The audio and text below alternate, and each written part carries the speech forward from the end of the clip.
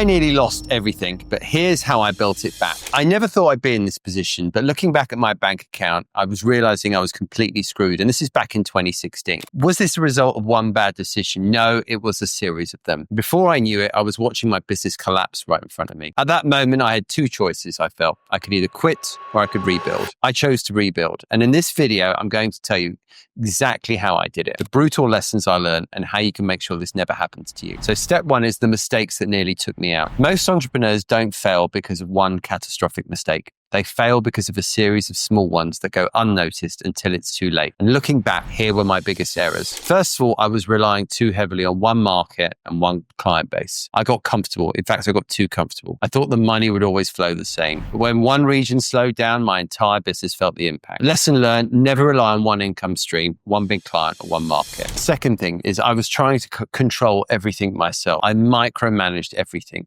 Every decision had to go through me. And because of that, I created a business that depended entirely on me until I simply couldn't keep up anymore. Third thing, I wasn't preparing for market downturns. A strong business isn't one that thrives in good times. It's one that can survive the bad times. I hadn't built resilience into my business, so when things got tough, I was left scrambling. Here's how I rebuilt everything from scratch. So what did I do differently the second time round? There's three key things I focused on. First of all, I focused on systems, not just hard work. Most people think the answer of a failing business is just work harder. But hard work without direction is wasted effort. I shifted my focus to building systems that made my business work, even when I was constantly pushing it forward. I leverage global talent to scale smartly. So rather than hiring expensive full-time local employees, I started working with offshore teams who could handle the key tasks at a fraction of the cost. This allowed me to run lean and stay profitable, even when the market slowed down. And the third thing I did was I learned to let go of control. And this was the hardest lesson, in fact,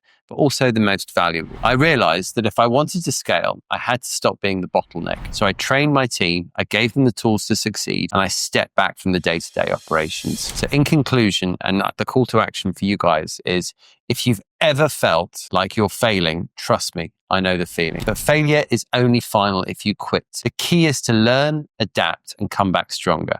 If you want to build a business that can survive anything the market throws at it, start by focusing on systems, resilience, and the right team. Drop a comment below with your biggest lesson you've ever learned from or a failure that you've had, and let's talk about it.